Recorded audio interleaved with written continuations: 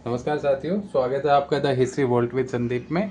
साथियों, हम राजस्थान हिस्ट्री के तहत अजमेर के चौहान वंश के बारे में पढ़ रहे थे और लास्ट वीडियो में हमने अजय राज, उनसे पहले पृथ्वीराज प्रथम और विग्रह राज सेकंड के बारे में जाना था। तो साथियों, इस वीडियो में हम लोग उससे आगे पढ़ने वाले हैं और आज हम पढ़ेंगे अर्नोराज के बारे में सारी की सारी जानकारी कि अर्नोराज जब चौहान वंश के शासक बनते हैं 1133 ईस्वी में और ये 1155 ईस्वी तक शासक रहते हैं, तो उस दौरान क्या क्या बदलाव जो है वो चौहान वंश में होते हैं, क्या नए निर्माण कार्य होते हैं, ठीक है, किन अन्य वंशों के साथ में युद्ध होता है। तो इस तरीके की जानकारियाँ इकट्ठी करने की कोशिश करेंगे। तो साथियों, शुरुआत करते हैं। लास्ट वीडियो में हमने पढ़ा था कि अजय राज जो हैं उन्होंने अजय मेरू नगर की स्थापना की थी। अजय मेरू नगर की स्थापना किसने की थी? अजय राज ने की थी। ठीक है, और उसी अजय मेरू नगर, जिसे वर्तमान में अजमेर कहते हैं, उसमें एक दुर्ग का निर्माण करवाया था और उस दुर्ग का नाम था साथियों गढ़बीठली, जिसे तारागढ़ दुर्ग के नाम से भी जाना जाता है। उसी तरीके से अजय राज के बाद में जो शासक बनते हैं वो बनते हैं अर्नोराज। इनका शासन शुरू होता है 1133 ईस्वी से 1155 ईस्वी तक इनका शासन चलता है। तो अगर देखा जाए तो सबसे पहली बात यह है कि इन्होंने अजमेर में एक झील का निर्माण करवाया था। ठीक है, अर्नोराज ने अजमेर में एक झील का निर्माण करवाया था और उस झील का नाम था साथियों आना सागर। तो आना सागर झील का निर्माण करवाने वाले चौहान शासक का नाम क्या है? तो आना सागर झील का निर्माण करवाने वाले चौहान शासक का नाम है साथियों अर्नोराज। अर्नोराज, जिनकी शासन व्यवस्था 1133 से शुरू होती है और लगभग 1155 ईस्वी में खत्म होती है, इन्होंने अजमेर में आना सागर झील का निर्माण करवाया था। तो ये सबसे इंपॉर्टेंट फैक्ट है, इस सवाल को भी बहुत बार पूछा गया है। अजय मेरू नगर किसने बसाया, इस सवाल को भी पूछा जाता है। और आना सागर झील का निर्माण किसने करवाया, इस सवाल को भी कई बार पूछा गया है। इसके अलावा अर्नोराज ने पुष्कर के अंदर वराह मंदिर का निर्माण करवाया था। तो पुष्कर में वराह मंदिर का निर्माण करवाने वाले जो चौहान वंश के शासक थे उनका नाम था अर्नोराज। अर्नोराज ने पुष्कर में वराह मंदिर का भी निर्माण करवाया। तो ये दो फैक्ट्स हमारे सामने आ जाते हैं अर्नोराज के बारे में कि एक तो इन्होंने अजमेर में आना सागर झील का निर्माण करवाया और इन्होंने पुष्कर में वराह मंदिर का निर्माण करवाया था। तो ये दोनों इंपॉर्टेंट फैक्ट्स हैं साथियों। इसके अलावा कहा जाता है कि इन्होंने जयसिंह सिद्धराज को हराया था। ये जयसिंह सिद्धराज कौन था साथियों? तो जयसिंह सिद्धराज जो है वो एक चालुक्य शासक था। ठीक है, तो इस चालुक्य शासक को हराने का काम किसने किया था? इनको हराने का काम किया था अर्नोराज ने।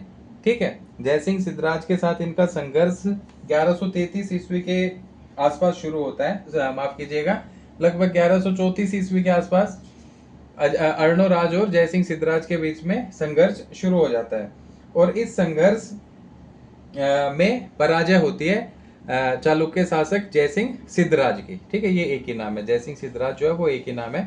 तो जयसिंह सिद्धराज की पराजय होती है उस संघर्ष में, जो संघर्ष जयसिंह सिद्धराज और अर्नोराज के बीच में 1134 ईस्वी के आसपास शुरू हुआ था। ठीक है, इस पराजय के बाद में क्या होता है कि जयसिंह सिद्धराज जो है वो अपनी पुत्री कांचन देवी, ये कांचन देवी जो है ये पुत्री है किसकी? ये बेटी है जयसिंह सिद्धराज की। तो अपनी पुत्री कांचन देवी का विवाह कर देता है, किसके साथ? अर्नोराज के साथ। ठीक है, तो जो चालुक्य शासक जिसके साथ 1134 ईस्वी में अर्नोराज का संघर्ष शुरू होता है, वही चालुक्य शासक जयसिंह सिद्धराज जब हार जाता है, उसकी पराजय हो जाती है, तो उस हार के बाद में वो अपनी पुत्री कांचन देवी का विवाह कर देता है अर्नोराज के साथ में। तो ये दो इंपॉर्टेंट फैक्ट्स हैं, दोनों आपस में एक दूसरे से जुड़े हुए हैं कि 1134 में ये संघर्ष की शुरुआत होती है चौहान और चालुक्य, चौहानों की तरफ से अर्नोराज, चालुक्य शासकों की तरफ से जयसिंह सिद्धराज। रिजल्ट निकलता है कि ये हार जाते हैं और उसके बाद में क्या करते हैं कि अपनी पुत्री कांचन देवी का विवाह कर देते हैं अर्नोराज के साथ में। ठीक है, इसके बाद क्या होता है कि जयसिंह सिद्धराज के बाद चालुक्यों का जो अगला शासक है वो कुमारपाल बनता है। जयसिंह सिद्धराज जिसने अपनी पुत्री कांचन देवी का विवाह अर्नोराज के साथ किया था, तो इस जयसिंह सिद्धराज के बाद में चालुक्यों का अगला शासक बनता है कुमारपाल।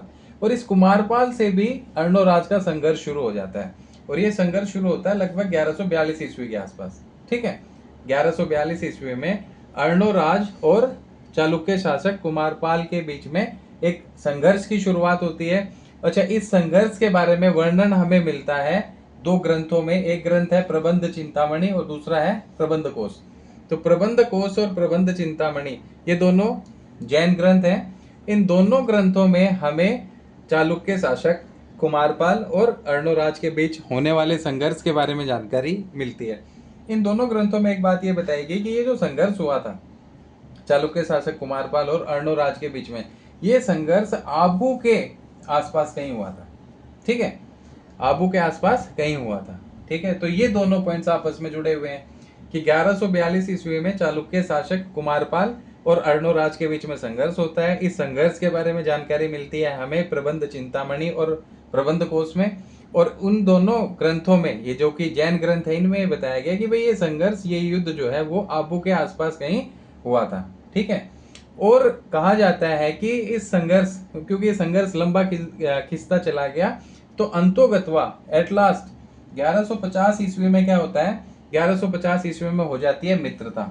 ठीक है, 1150 ईस्वी में क्या हो जाती है, तो 1150 ईस्वी में हो जाती है मित्रता। किस किस की, तो अर्णोराज और कुमारपाल, इन दोनों के बीच में मित्रता हो जाती है। और उस मित्रता के बदौलत क्या होता है, तो उस मित्रता के बदौलत एक नया डेवलपमेंट होता है, और वो ये होता है कि अर्णोराज की जो पुत्री है जलहन, ठीक है, अर्णोराज की जो पुत्री है जलहन, इस जलहन का विवाह कर दिया जाता है कुमारपाल के साथ में। तो एक तरीके से चालुक्य और चौहानों में ये एक मित्रता का स्टेप था, जो अजय राज के समय से ही चलता हुआ आ रहा था, क्योंकि उन्होंने नरवर्मन को हराया था। माफ कीजिएगा, जो अर्णोराज के समय जयसिंह सिद्धराज के टाइम से चलता हुआ आ रहा था, उसको थोड़ा विराम मिलता है कि कुमारपाल और अर्णोराज के बीच में, इन दोनों के बीच में 1150 ईस्वी में मित्रता हो जाती है। और इस मित्रता के चलते अगला स्टेप क्या उठाया जाता है कि अर्णोराज की जो पुत्री है जलन, इसका विवाह कर दिया जाता है कुमारपाल के साथ में।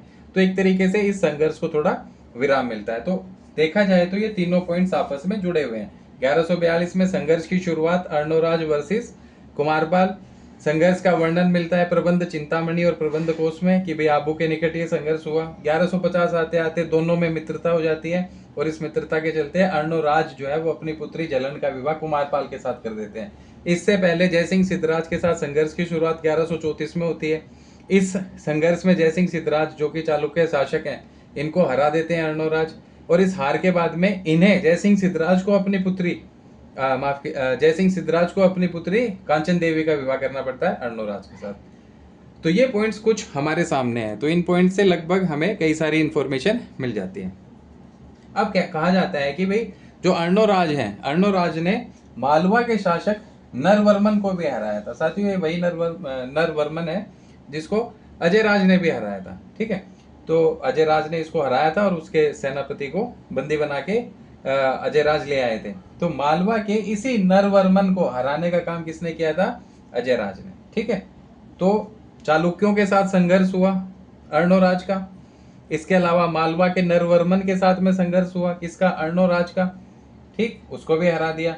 और कहा जाता है कि जो तुर्क आक्रमणकारी आक्रमण करने के लिए आ रहे थे, उनको भी हराने का काम किया था अर्णोराज ने। तो कुल मिला के अगर देखा जाए तो कई सारे डेवलपमेंट जो है, कई सारी अचीवमेंट हमें अर्णोराज के बारे में देखने को मिलती हैं। ठीक है, सबसे पहली कि आना सागर झील का निर्माण करवाया अजमेर में, वराह मंदिर का निर्माण करवाया पुष्कर में, किसने, अर्णोराज ने।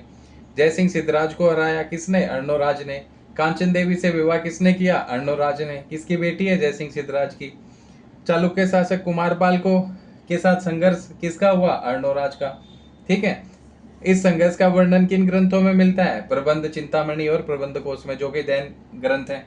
फिर 1150 में किसके बीच मित्रता हुई, कुमारपाल और अर्णोराज के बीच में मित्रता का परिणाम क्या निकला कि भाई अर्णोराज ने इस बार जलहन, जो कि उनकी पुत्री है, उसका विवाह कुमारपाल से कर दिया। तुर्क आक्रमणकारियों को किसने हराया, अर्णोराज ने। मालवा के नरवर्मन को किसने हराया, अजय राज और अर्णोराज दोनों ने। तो ये कुछ इंफॉर्मेशन हैं हमारे पास अर्णोराज से जुड़ी हुई। अब इससे पता चलता है कि भाई ये भी कोई छोटे मोटे शासक नहीं रहे। तो जब छोटे मोटे शासक नहीं रहे तो जाहिर सी बात है कई सारी उपाधियां भी धारण करेंगे। तो अब हम इन्होंने जो उपाधियां धारण की थी उन उपाधियों के बारे में जानने वाले हैं। तो अर्णोराज ने महाराजा धीराज, परमेश्वर और परम भट्टारक, ये 3 उपाधियां धारण की थी। अर्णोराज ने कौन सी उपाधियां धारण की थी? तो इन्होंने महाराजा धीराज, परमेश्वर और परम भट्टारक ये उपाधि धारण की थी। ठीक है, इससे पहले अगर देखा जाए तो एक दौर चल पड़ा है उपाधियां धारण करने का। महाराज की उपाधि धारण की गई, महाराजा धीराज की उपाधि धारण की गई। ठीक है, और अगर देखा जाए तो अब हमें ये पता चल रहा है कि भाई जो अर्णोराज हैं वो महाराजा धीराज और परमेश्वर और परम भट्टारक ये उपाधि भी इन्होंने धारण की है। तो ये उपाधि धारण करने वाले कौन है? तो ये उपाधि धारण करने वाले हैं अर्णोराज। और एक परम भट्टारक महाराजा धीराज परमेश्वर ये उपाधि धारण की थी पृथ्वीराज प्रथम ने। ठीक है, जब उन्होंने 700 चालुक्यों को, जो कि पुष्कर के ब्राह्मणों को लूटने के लिए आए थे, उनको हराने के बाद में पृथ्वीराज प्रथम ने कौन सी उपाधि धारण की थी? तो उन्होंने धारण की थी परम भट्टारक महाराजा धीराज परमेश्वर। ठीक है, और अर्णोराज कौन सी उपाधि धारण करते हैं? तो इन्होंने महाराजा धीराज की उपाधि भी धारण की, परमेश्वर की उपाधि भी धारण की और परम भट्टारक की उपाधि भी धारण की। कहा जाता है साथियों कि इनके समय में 2 प्रकांड विद्वान थे। ठीक है, उनमें से एक का नाम था देवबोध और दूसरे थे धर्मघोष। तो ये सवाल भी पूछा जा सकता है कि देवबोध और धर्मघोष ये जो प्रकांड विद्वान हैं ये किसके शासन काल के दौरान थे? तो ये अर्णोराज के शासन काल के दौरान थे। और कहा जाता है कि इन दोनों प्रकांड विद्वानों को सम्मानित किया गया था। किसके द्वारा सम्मानित किया गया था? तो अर्णोराज के द्वारा इन्हें सम्मानित किया गया था। ठीक है, तो देवबोध और धर्मघोष ये दोनों अर्णोराज के समय के प्रकांड विद्वान थे और इन विद्वानों को सम्मानित करने का काम अर्णोराज ने किया था। ठीक, लेकिन दुर्भाग्यवश अर्णोराज की हत्या कर दी जाती है। और हत्या कौन करता है? हत्या करने वाला था जगदेव। ठीक है, तो अर्णोराज की हत्या कर दी गई 1155 ईस्वी में और वो हत्या की थी जगदेव ने। अब ये जगदेव कौन है? तो जगदेव उनका अपना ही पुत्र है। ठीक है, तो अर्णोराज की उनके पुत्र जगदेव ने ही हत्या कर दी थी और वो शासक बन गया था। पर कहा जाता है कि ये लगभग 2 से 3 साल ही शासक रहा। इसके बाद में बीसलदेव चौहान यानी विग्रहराज चतुर्थ ये शासक बनते हैं और चौहान वंश को आगे बढ़ाने का काम करते हैं। तो अभी इस तरफ हमने क्या देखा कि महाराजा धीराज की उपाधि धारण की, परम भट्टारक की उपाधि धारण की, परमेश्वर की उपाधि धारण की। इसके अलावा अर्णोराज के शासनकाल में देवबोध और धर्मघोष दोनों प्रकांड विद्वान थे, दोनों को सम्मानित किया अर्णोराज ने।